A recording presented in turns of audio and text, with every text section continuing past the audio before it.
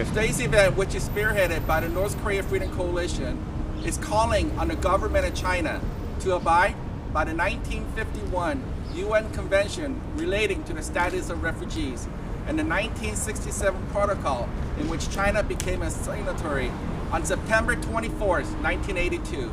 And accordingly, China must grant refugee status to the North Korean refugees. China, you have both a moral and a legal obligation to do so. We, the Korean Church Coalition for North Korean Freedom, stand as one with North Korean Freedom Coalition and others in uniformly declaring that China's escalated crackdown on the refugees, coupled with the uncertainty in North Korea because of Kim Jong-il's declining health, means the North Korea refugee human rights crisis in China will only worsen. Around the world today, on behalf of the estimated 400,000 of the North Korean brothers and sisters who are residing within your country, we are shouting out to the government of China that refugee status will be granted to the North Korean refugees within your borders.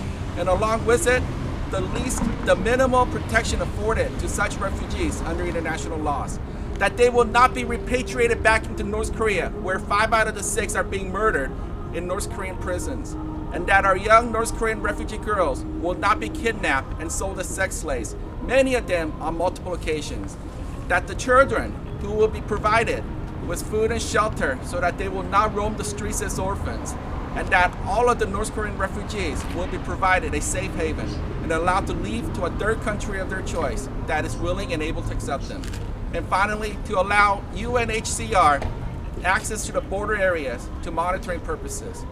China, safeguard the basic human rights of the North Korean refugees that are within your borders, as you agreed to do so under the 1951 UN Convention and the 1967 Protocol. And we make this promise here today, around the world today, that our united coalitions will only grow stronger and become stronger. And we will not stop praying nor rest until the government of China grants the other demands. We were here a year ago, and we said we will keep coming back, and we will continue to speak on behalf of our North Korean brothers and sisters who have no voice of their own. We have brought with us support from President Barack Obama, House Speaker Nancy Pelosi, Senator John McCain, Senator Sam Brownback, Chairman of the Foreign Affairs House Howard Berman, and 38 others. This list will continue to grow, and we will continue to come back until our demands are finally met. Thank you.